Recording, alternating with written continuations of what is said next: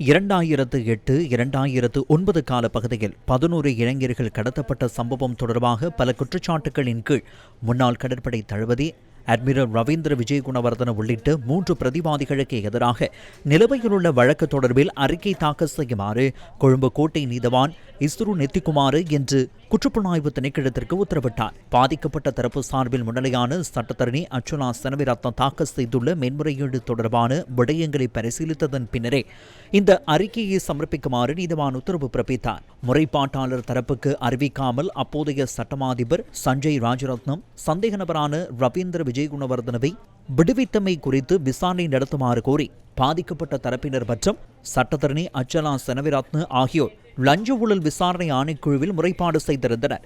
2008, 2009 ஆண்டுகளில் 11 இளைஞர்கள் கடத்தப்பட்ட சம்பவம் தொடர்பாக கோட்டை நீதவான் நீதிமன்றத்தில் தாக்கல் செய்யப்பட்டிருந்த வழக்கில் பிடியாணை பிறப்பிக்கப்பட்டிருந்த சந்தேக நபரான நேவி சம்பத் என்பவருக்கு ஒளிந்திருக்க உதவியமை உள்ளிட்ட பல குற்றச்சாட்டுகளின் கீழ் முன்னாள் கடற்படை தளபதி அட்மிரல் ரவீந்திர விஜயகுணவர்தன உள்ளிட்ட 3 எதிராக இந்த வழக்கு தாக்கல் செய்யப்பட்டுள்ளது.